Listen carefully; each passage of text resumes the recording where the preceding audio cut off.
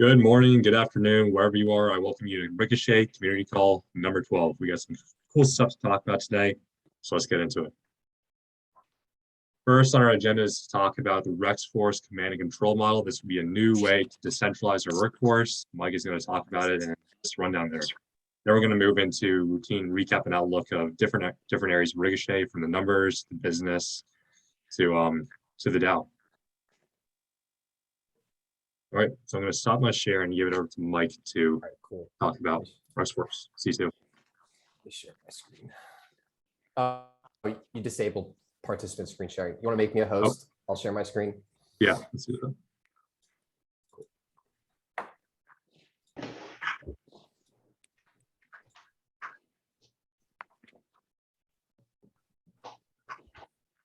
Cool. All right. So I just I shared this as a PDF a couple times, but what I did here is just take like a subset of the slides to just kind of save some time. It's most of the slides, but I just took a couple out. So anyway, what we're going to do here, like rexForce is, I don't necessarily think calling it command and control is such a good idea because I think that'll trigger people. So instead, what I'm basically calling it is decentralized autonomous workforce. Call it decentralized autonomous workforce management system.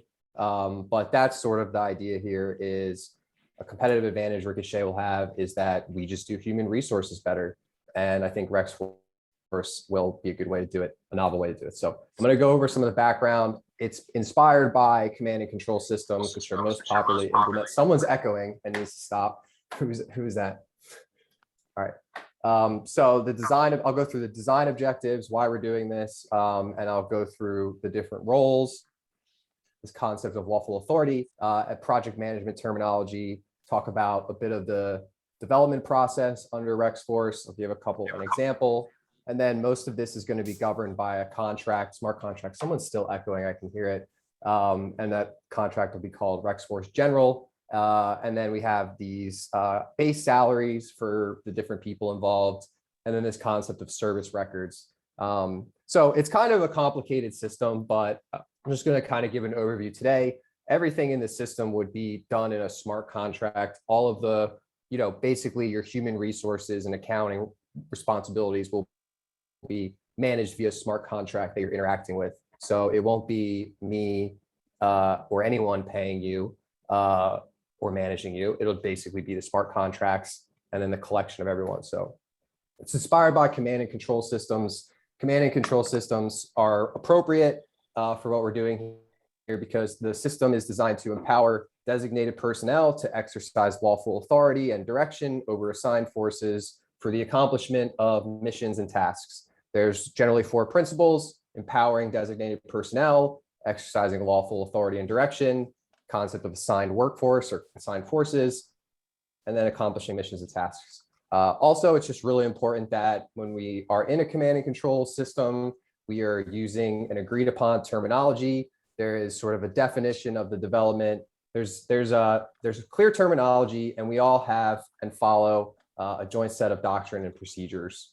So that's kind of also an important piece. The motivation for doing this rexForce is that we have multiple product development work. There's a lot of contributors, and it creates a bunch of bottlenecks, especially around doing QA and doing payments and stuff. And the other thing is we have a lot of RIC, so we need a better way of getting the RIC out there. So that's kind of also a problem. In general, I'm looking for build something that's lightweight, flexible, easy to use. I want to make sure that this is integrated deeply with GitHub. And I also want to set it up so that there's kind of a clear career progression in the system. In general, what it's going to go over is roles and responsibilities. We'll talk about agreed terminology, how teams are formed, and then policy procedures for working together. So the real objective is to delegate all the responsibility to trusted contributors in order to essentially empower them and remove a bunch of bottlenecks. I'd like to see that we create small, nimble, and focused teams by appointing what I would call team captains. When you hear captain, that means team captain. So it's not necessarily a military thing. It's more of like backyard baseball team captain. So, and then of course, the final objective is just getting the RIC to contributors, decentralizing bounty payouts, and getting it to people faster. So within the rexForce, there are 3 roles. Member, that's basically anyone that has Rick is considered a member. There's no real authority that you have as a member. You're responsible for sort of voting, looking for opportunities to contribute. You're really not considered being on the rexForce team if you're just a member, right? You're just a holder.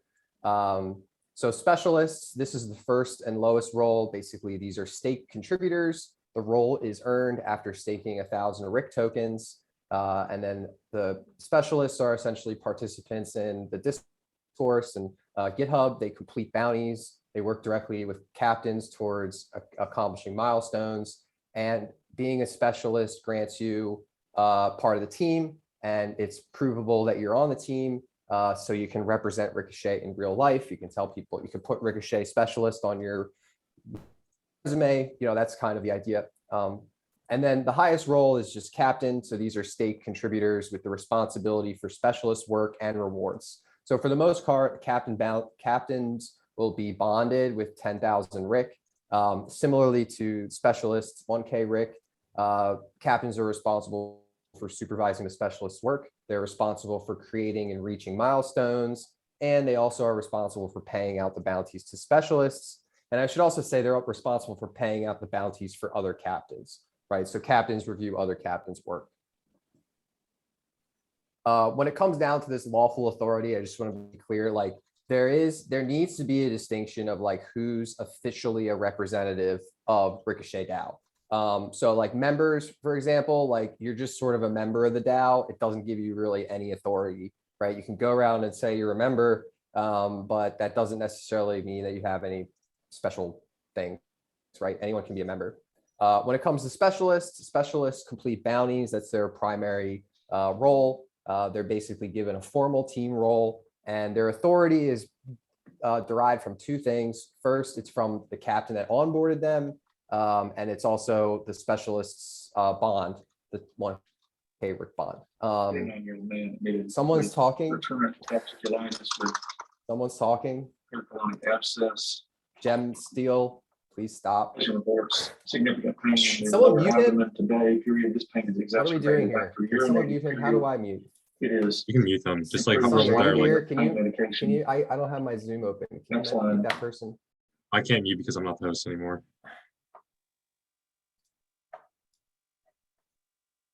All right, I'm muting anyone who's, all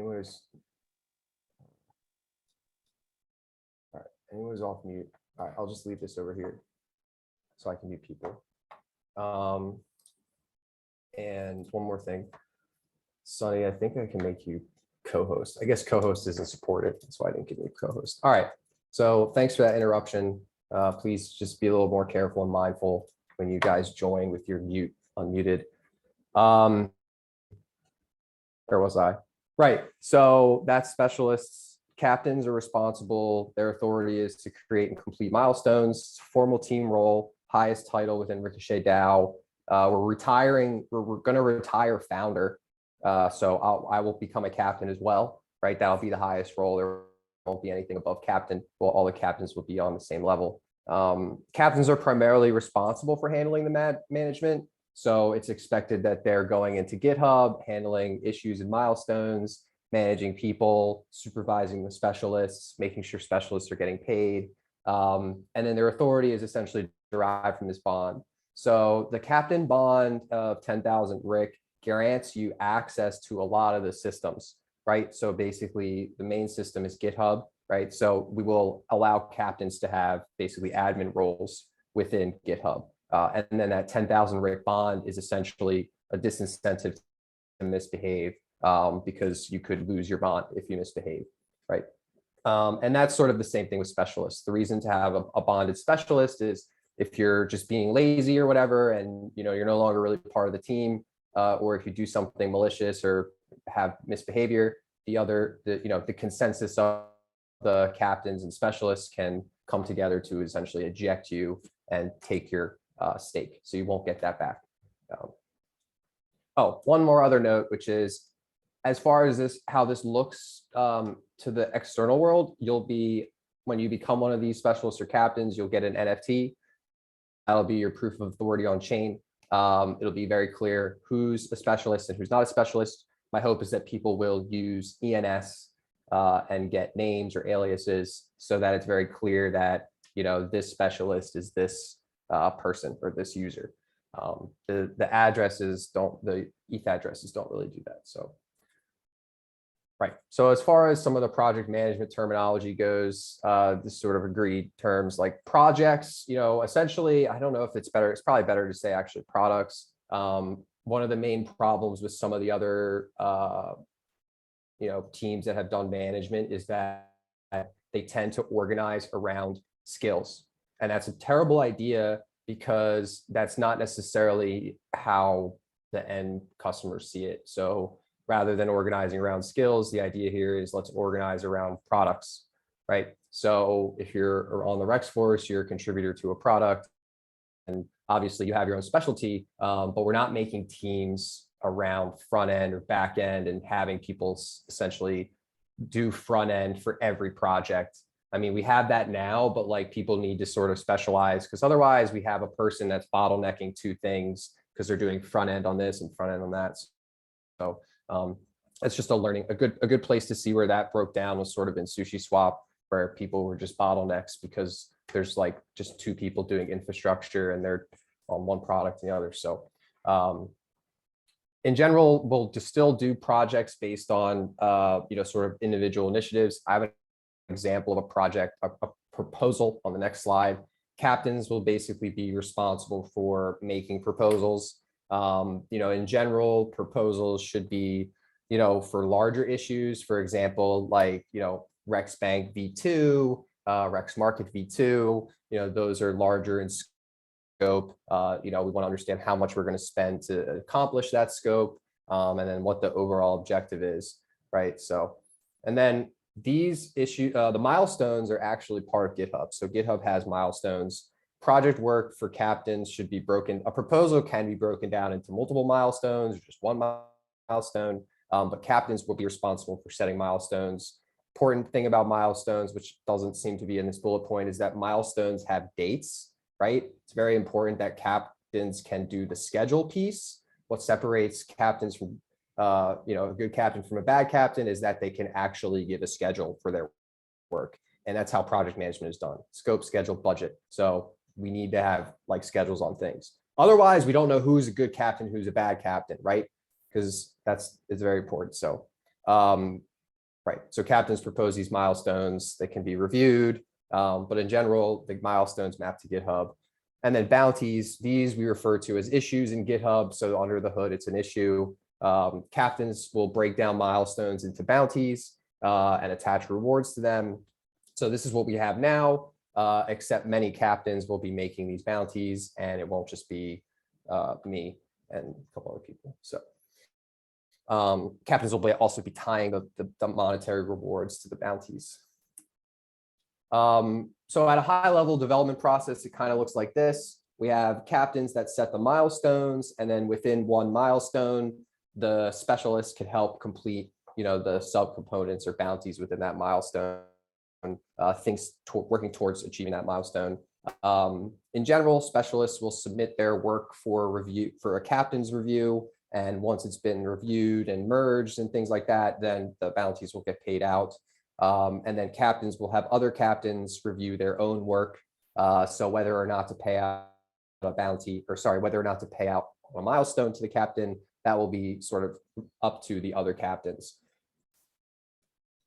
So just as an example, proposal and how it would break down into milestones and bounties. So here you go with like an example: improve the mobile experience for customers. The background is the mobile experience for Ricochet needs some improvement. I mean, it's actually really good. So I don't want to say like it needs some improvement and tell people that like their work isn't good so far. So this is just an example, right? So the scope, you know, there's one milestone: just make the app mobile friendly. Break that down into 3 bounties: make the nav menu mobile friendly, make the header mobile friendly, make the footer mobile friendly. Schedule be 2 weeks. So the milestone's date would be 2 weeks from when it started. And the budget is $2,000. And basically you'll see that like there's funding tied to the milestone, and then there's funding tied to each of the bounties. The idea here is once all the bounties are complete and the milestone is done, the captain is essentially rewarded for completing the milestone. Consider that sort of like a management bounty for managing or a management payment for basically completing a milestone and coordinating to get all the parts of the milestone done. Important note down here in the box is funding for milestones and bounties will be escrowed in a smart contract. No, I should say smart contract. Funds are released when another captain reviews and approves the work is done, right? So everything is reviewed. Captains are responsible for reviewing, and then they can approve to pay out the escrowed amount, right? So this budget, this schedule, this scope would be set. $2,000 would be escrowed across these milestones and bounties. And as they are completed, captains can pay out the escrowed amount. So, like I said, this was all done in a smart contract. I'm going to call this the rexForce general, sort of like above the captains is the general, which is sort of a protocol. It's not a person. So the general is an automated human resource and accounting system. The general is responsible for handling holding the captain's bonds and specialist bonds, paying out a base salary to captains, funding milestones, escrowing the funds for milestones and bounties, and then tracking what we're going to call a service record, which is basically just tracking all of the bounties and milestones that specialists and captains complete. And in order to track all of this, it's going to be just done with NFTs. So a milestone will be an NFT, a bounty will be an NFT. As you complete more bounties and milestones, your wallet will fill up with NFTs, non-transferable or anything. They'll just basically be there as a signaling as part of your service record. Some of the main functions of the general is onboarding captains, onboarding specialists, having a method for them to create milestones and bounties, having methods for them to pay out those milestones and bounties, and then maintaining these service records, which will primarily be done by NFTs. So as far as captain base salary goes, both are going to captains and specialists will have the same method of payout, which is there'll be 10,000 RIC tokens.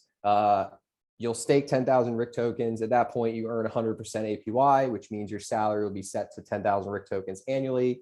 You have to, as a captain, stake your own tokens. It's not supported that someone can essentially stake for you. You have to put up the stake yourself. Someone can send you the stake, but the transaction has to come from your wallet. Specialist stake would be 1,000 RIC, and the base salary is 1,000 RIC deemed annually. Again, going back to this 100% APY.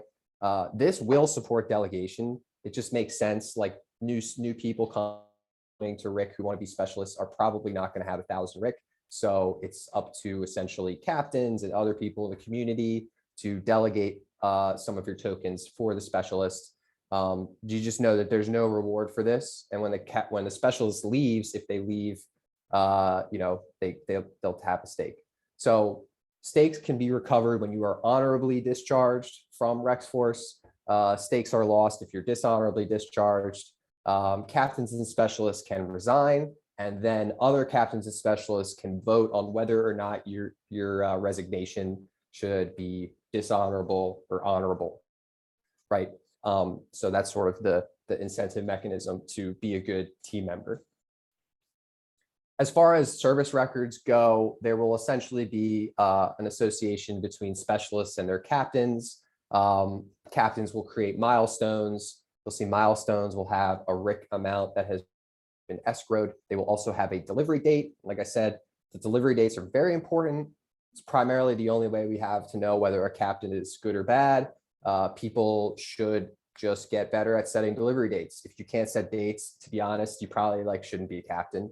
And if you don't know the date of something you're working on when it's going to be delivered, then you need to seriously consider what your scope is and whether or not what you're doing is even important. You should be able to set due dates on things. We're not going to get in this pattern of, oh, I'm working on it, it's going to be delivered this day and this day. So bounties get created within milestones, so they'll have a RIC amount escrowed as well. And then bounties are claimed by either a specialist or a captain. Captains can set bounties and work on them themselves, right? So it's not to say that captains just do milestones, and either captain or specialist can complete a bounty. And then, of course, this concept of NFTs. So each of these items you see in the boxes captain, specialist, milestone, bounty will be NFTs. The URIs on milestones and bounties will map to GitHub, right? So a milestone for a bounty, or sorry, a milestone will map to a milestone in GitHub, and a bounty will map to an issue in GitHub, right? If there's no issue in GitHub, there is no bounty.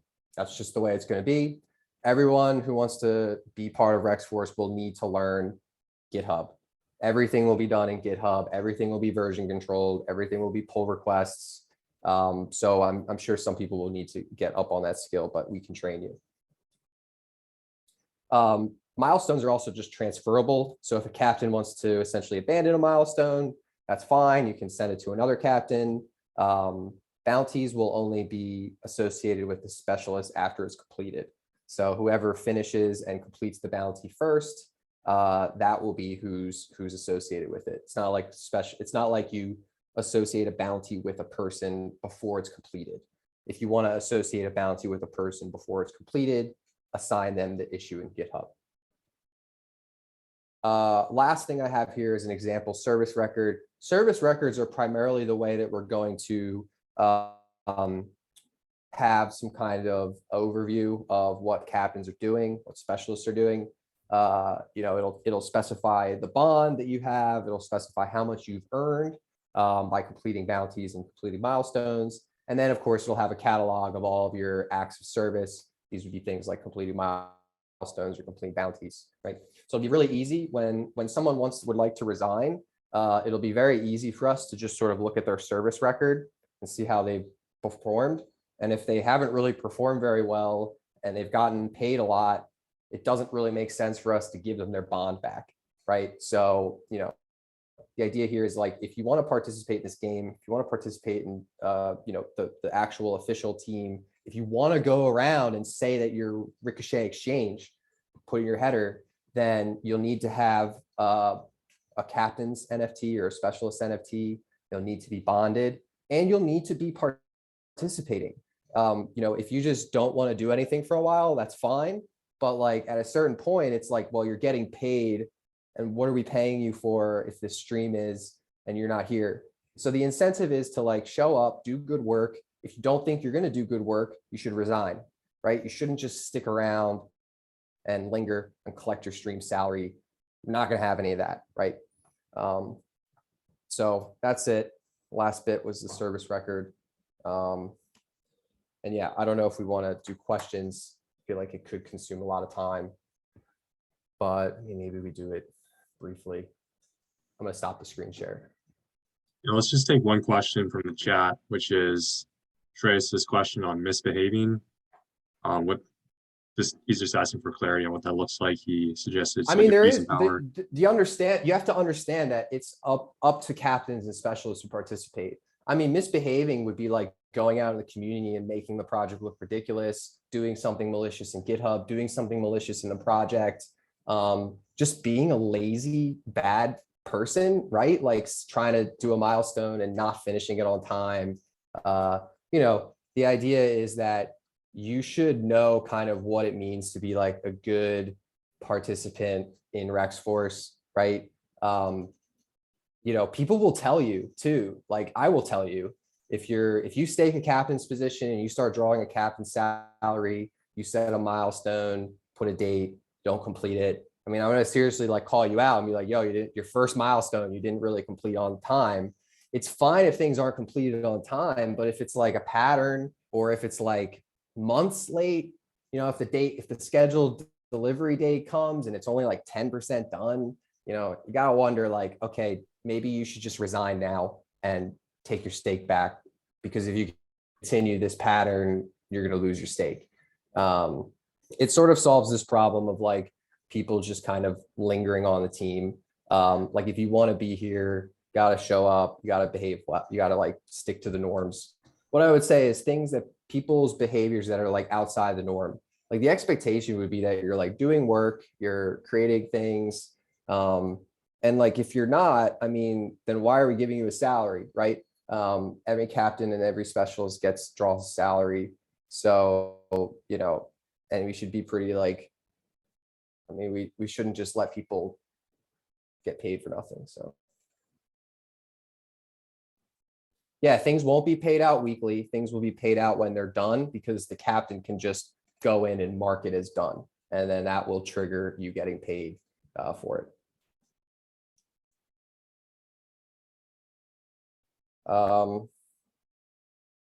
Yeah, someone will have to write a code of conduct. So initially, it'll just be team consensus, and we'll call each other out. All right. Timeline for this is going to be after version 2. I think we're going to start deploying version 2 in the first week of February. We have already deployed one of the contracts. So once that's done, I think the next most important thing is bringing some, structure to what we mean by rexForce. So. Sounds good. Like, would you be able to turn over the share screen to me or my Yeah, co-host let or me something? see. Yeah, I just think I have to make you host. I don't know why there isn't a way for make you a co-host. Yeah, I'll It look just for it too. says- It just wasn't Yeah, there. I think you have to edit the settings too, because we should disable the mute. We should mute people when they join. All right. So let's talk about the buybacks and bank proposal, which passed last week. It was a 3-point proposal for Mike. The first part was to purchase Rick off SushiSwap from that USDC to Rick liquidity pool at $25,000 over the space of 3 weeks. It started off on the 17th, and I can pull the numbers right now. And as you can see on the console, so far 7,200 worth of Rick has been bought off of the market using a new Rick V2 Rex market contract.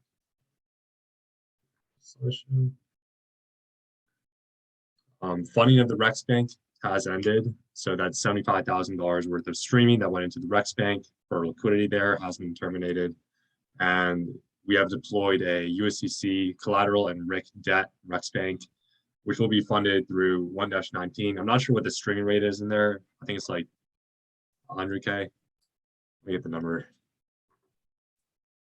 Yeah, it's getting funded at a rate of 34,000 per month.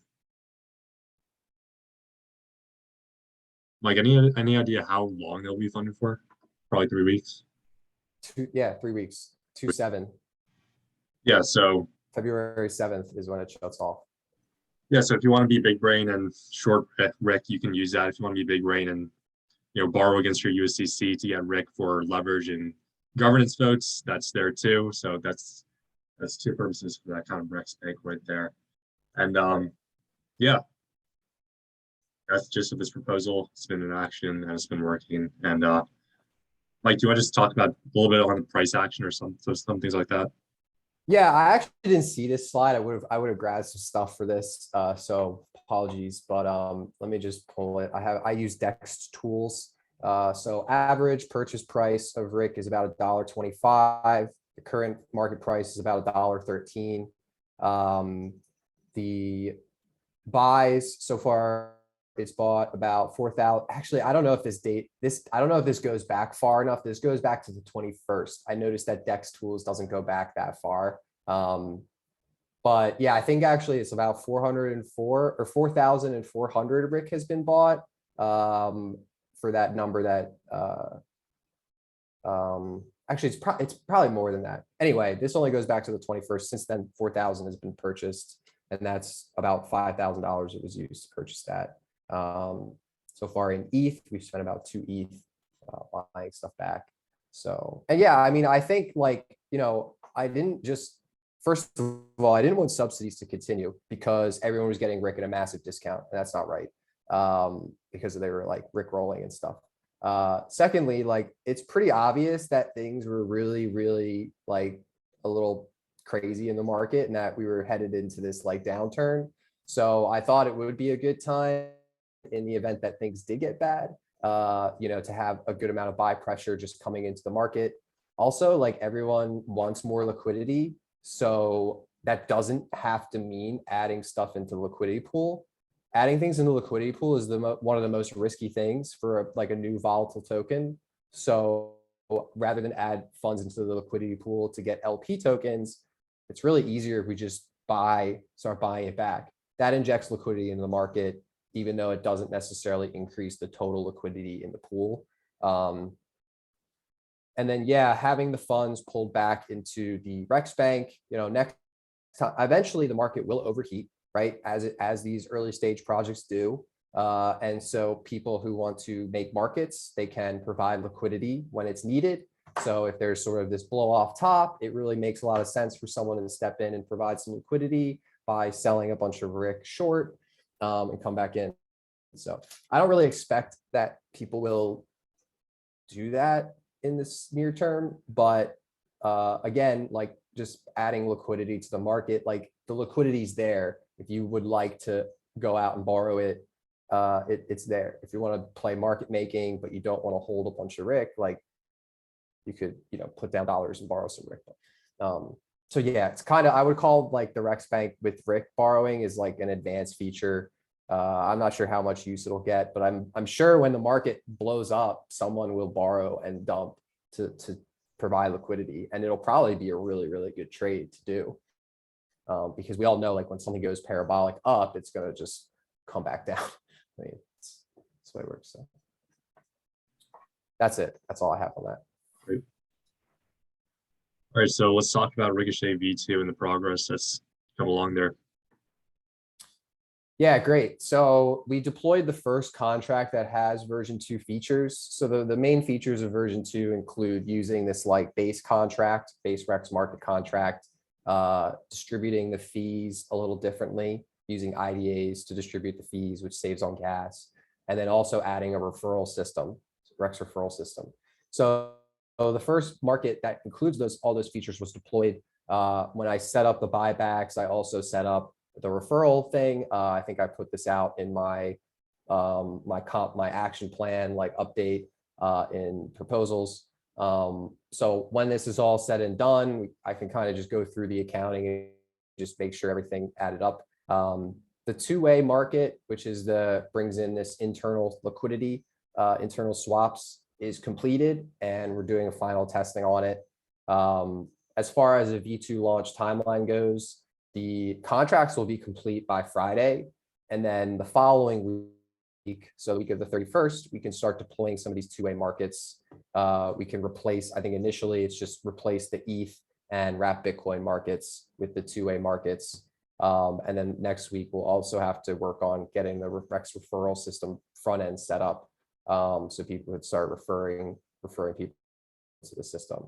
And then beyond that, we'll just sort of deploy markets and subsidize markets. So I think I've been saying like subsidies will probably come back around the 7th of February, right when the buybacks end. We will, re-subsidize things. We'll figure out how we want to do that in the next 2 weeks, and then we'll go from there. So that's all I have for V2. Actually, I have one more thing, which is thank you for all of the contributors working on the smart contracts. You've all been very helpful. And I'm really happy that when there's like a thing that I know is kind of self-contained, rather than doing it myself, it's really nice to have a group of people that I can kind of lean on to help. So thank you all. I'm not going to name you all now, but you know who you are. Yeah, now that you said that, I forgot to give kudos to the person who redesigned our slides. You guys may have noticed that these look different. Great work, Jordan Rivera from Watch U. He put together this awesome design, and been using it for everything. You may have noticed like the different like cover banners I've been using for tweets and stuff. Like I've been appropriating that off of the slide format that he's been giving me here. So it's been a huge help. Definitely worth every bit of RIC that was spent on it. Yeah, the tweets, I think our tweets have gotten a lot better looking now that they have this like branding to it. So exactly. Kudos. That's really nice. All right, I'm going to turn it over to Samir to talk about CI/CD. He's done a lot of good work here, so let's see what he's got. So hi guys, thank you. I'm very glad to be here. I think that I'm not enabled to share my screen, probably. Yeah, I'm gonna have to make you host. Please be. And then you'll have to give us host. All right, here you go. So So basically, the whole idea about CI/CD is to facilitate and automate stuff for developers and for QA reviewers. So let me share my screen. You probably see it. Okay, so the process is quite simple. So in a developer point of view, nothing really changes. So you have this, you create a fork of the project. Let me just, I'm on Ricochet repository. I create a fork. I already have one, so I will not do it. So once I create a fork, I will have it here locally.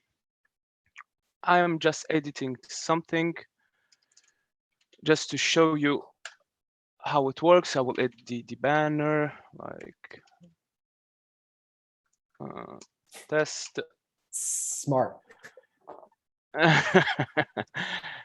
And once I'm done with my changes, I'll add it and then push it, as you probably do always with your changes.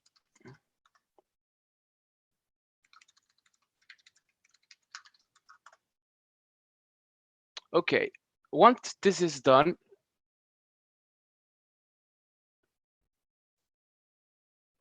I create a new pull request. Normally it should pop up, but I've already done one. And I will compare it across my fork, my branch.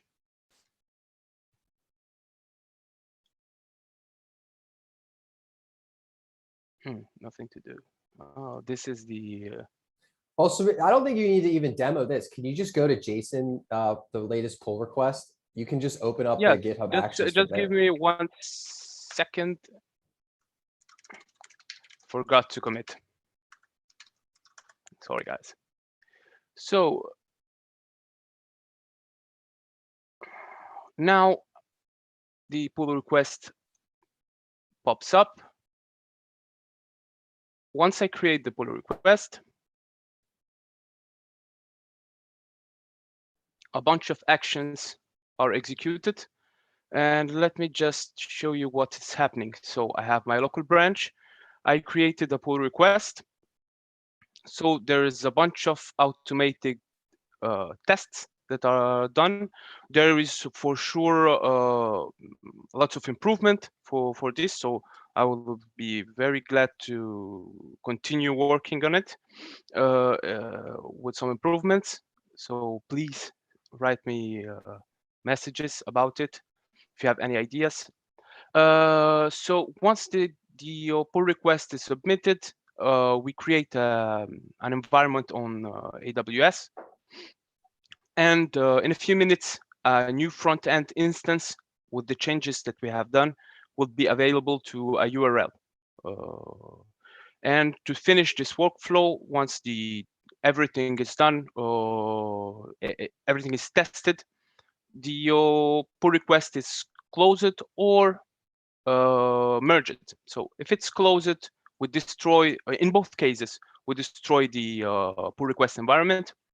And if it's there's a merge to the main branch, we build the latest Docker image so everyone can be able to retrieve it via Docker pull. And now should be finished. So if you are interested in what it's exactly done, here's the details, and here you get the URL of the environment. So as this one will take a few seconds more, I'll take that one that has already been. Yeah, let's do this one. Let's live QA. Yes, go for it. Here. So I just copy paste this.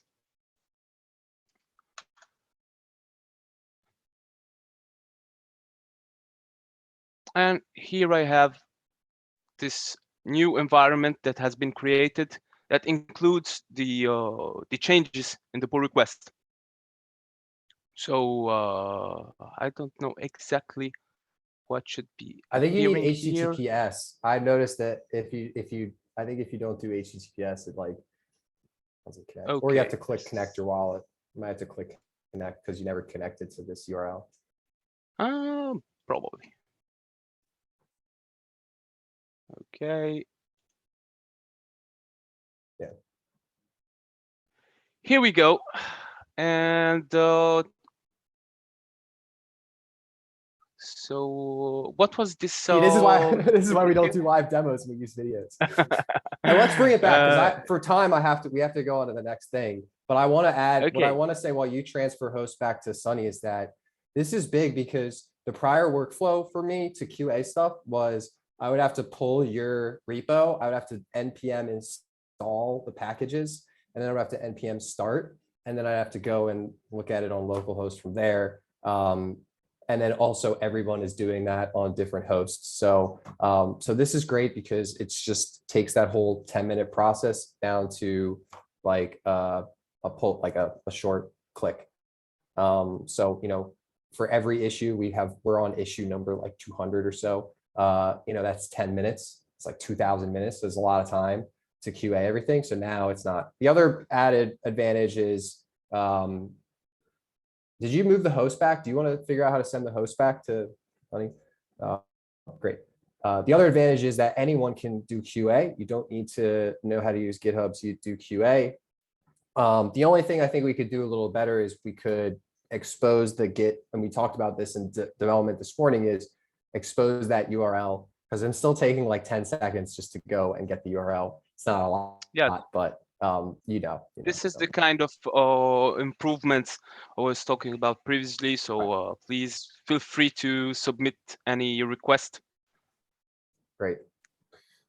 All right. What's Awesome. next?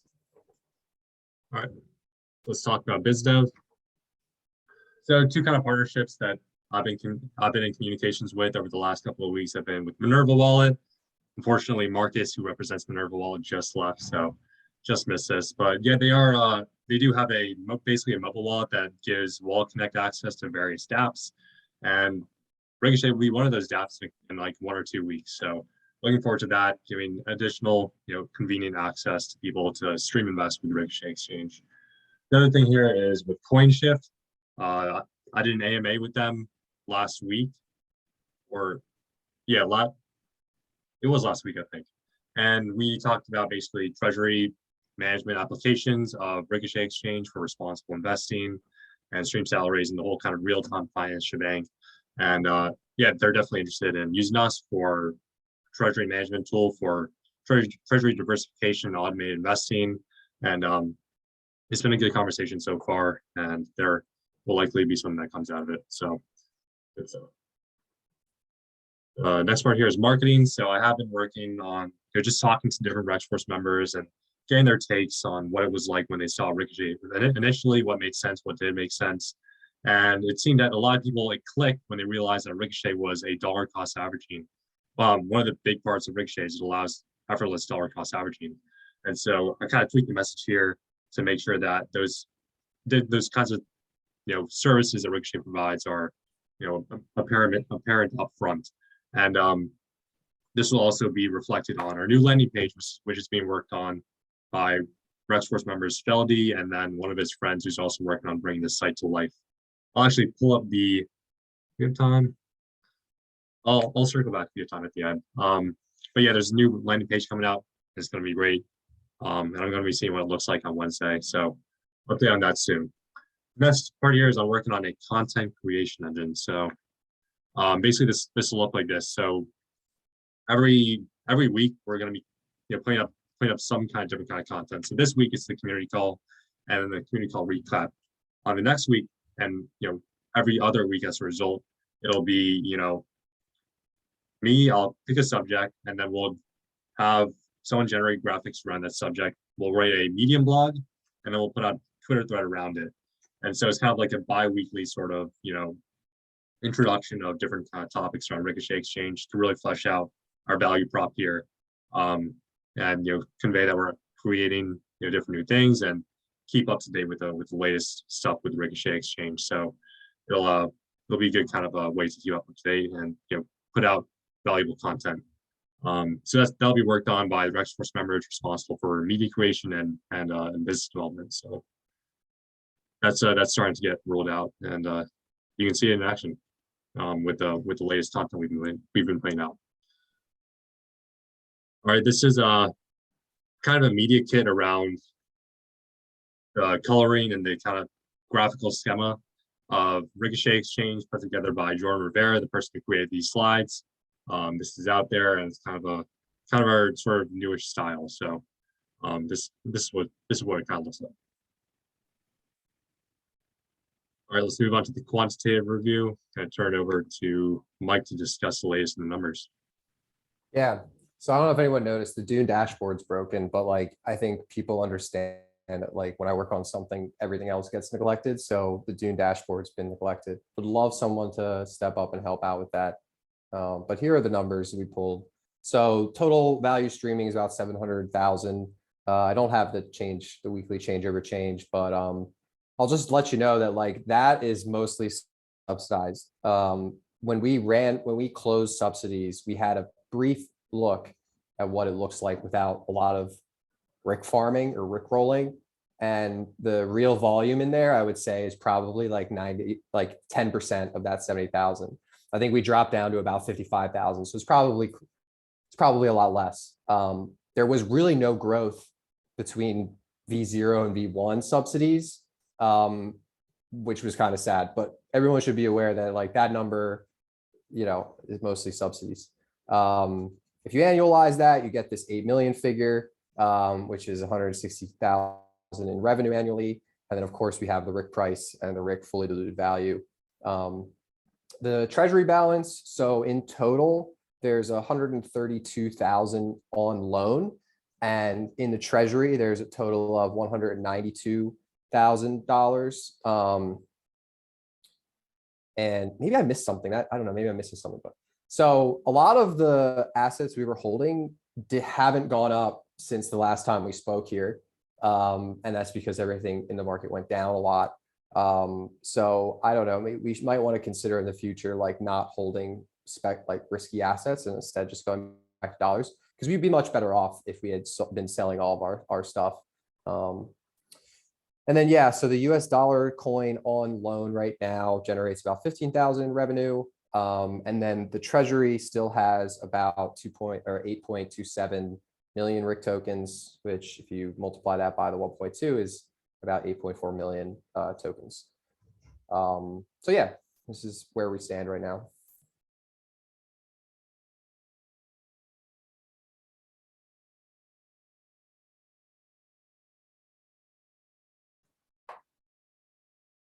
You're muted.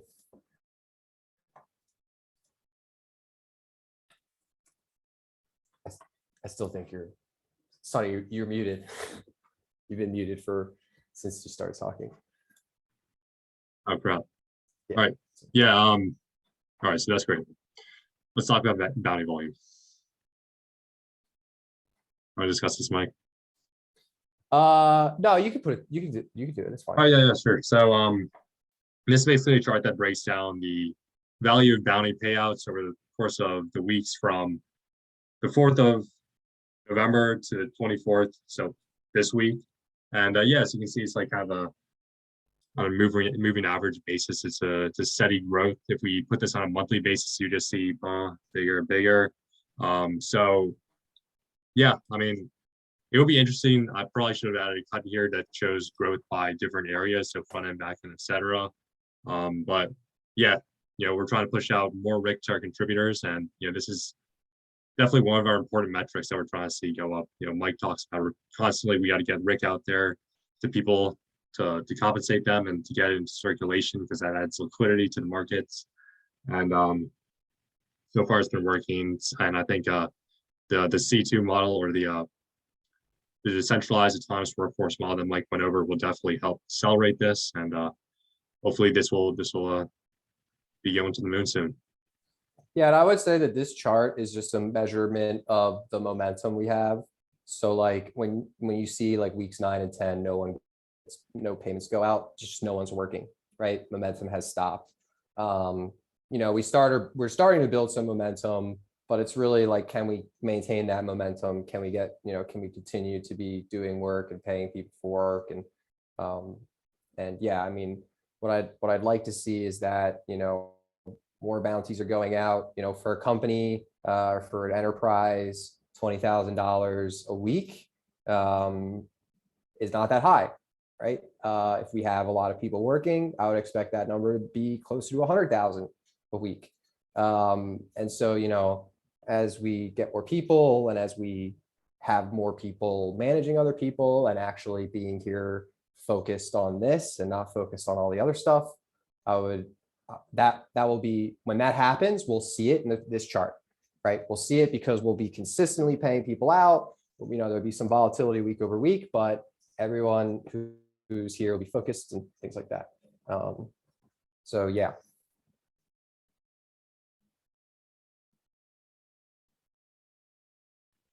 All Is that it? I have to take off soon. That is it. So that concludes Ricochet Community Call number 12. Everyone, thank you so much for coming. Hope to see you at a future community call. Let's just take a second and answer some of the questions. Yeah, I got like people five. might I got a have. couple minutes. I just have to walk somewhere at Okay. 11-ish, but I can be a little late. So let's get some I questions. can hang around and answer them if I can. Yeah, does anyone here have any questions? All right. Any questions on the You form? know, so no, let's open up the form. So first question, has the app passed all security tests, a cert analysis or something? No, we haven't done anything like that. The only All right, kind of great. review we do, I don't think I mean, maybe in the future we will, but the contracts are so fast and that the auditors are so slow that it's not really possible. I mean, once we have a version 2 out that is like probably stable, sure, we could send it off to an audit, but it's kind of already out there being used. The attack surface on our contract is very, very small. Contracts don't hold a lot. So I don't think it's necessary to audit it because we're not locking up millions and millions. The only thing we're locking up a significant amount of money in is the bank, and that's all RIC tokens for the most part. So I don't necessarily think it's at a point where we need to go out and do something like Certic. And I definitely wouldn't use Certic because they just don't. I have a bunch of projects that I know that they didn't catch like major critical things that had they taken the time just to understand what the project does, they would have been able to find that that was an issue. So I don't, really have a lot of interest in getting an audit. If someone feels that we need to do that, maybe they can take that lead. We do get our contracts reviewed by Superfluid. So Superfluid does look at our contracts and they do provide a good amount of feedback. They actually understand what we're doing. So we still continue to send our contracts to them for review. They don't publish an audit, but they give us things that we want to change and they're involved in the entire process. It's not like they just audit at the end. And I think that that is a much better model to have a continuous review going on than waiting in line for months to get an audit that's not going to catch any critical bugs. So you got to drop off. These are just 2 small questions. I'm just going to take them really quick. yeah, sure. The next question is, can we open up a MAG to RIC stream to make it easier to buy RIC on Polygon? The answer to this is we got to pick the kind of input tokens that people are going to use. And so these stable coins like USDC or DAI are viable. Would people use Matic? Well, you could gauge interest of that through a survey or something and propose it. There is now a listing protocol on the Ricochet docs. You can see that, and you can see, the process behind listing these markets and get started on that if you're enthusiastic about a Matic RIC market. But definitely you're going to want to talk about the interest of having that market in the first place in your proposal. So that's important to consider. The last question is, what is RIC's future? Is it reliable to invest? RIC is a governance token. You use it to vote. You use it to buy. It's for buying. I mean, is it a viable investment? I would say no, it's not an investment. The fact that Ricochet has a price is not because Ricochet wants there to be a price. That's because you all go out on the market and make markets for these things. RIC you've is done zero basically market a making. closed loop system. You get RIC for working for us. You get RIC for using our product. You can vote with your RIC. You can bank with the RIC. That's it. If you buy it expecting it to go up, well, maybe that, I don't know, like, what do you think? It hasn't, right? It's mostly been a stable coin. But you know, that is what it is. So yeah. All right. Well, that concludes the Q&A part. Thank you all for coming. We'll see you at a future one, and enjoy the rest of your weeks. I'll be hanging back for a second if y'all want to talk. Yeah, I'm headed out. So take care, everyone.